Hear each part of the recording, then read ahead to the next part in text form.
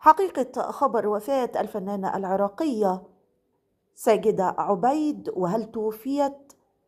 وتفاصيل التواصل مع نقيب الفنانين العراقيين وحقيقة الخبر المتداول عبر مواقع التواصل الاجتماعي.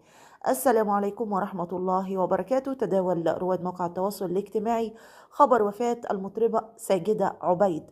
على الرغم من تعرض المطربة ساجدة لوعكة صحية أدت إلى رقودها في إحدى المستشفيات، فإن الخبر المتداول بشأن وفاتها هو خبر عار من الصحة، إذ لا تزال على قيد الحياة حتى لحظة نشر هذا الخبر.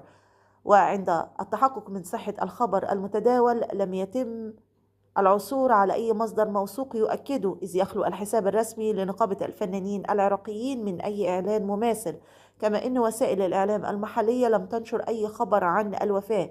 بالإضافة إلى ذلك لم تظهر نتائج تؤكد الخبر.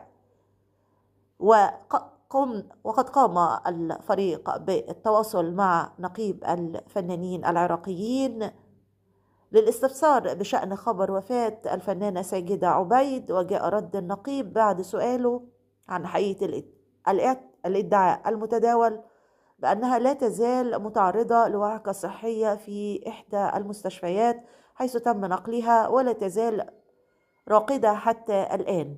ساجدة عبيد هي مطربة عراقية ولدت في عام 1957. بدأت مسيرتها الفنية في الغناء وهي في 12 من عمرها. نسأل الله عز وجل أن يمنحها دوام الصحة والعافية. دمتم في أمان الله، والسلام عليكم ورحمة الله وبركاته.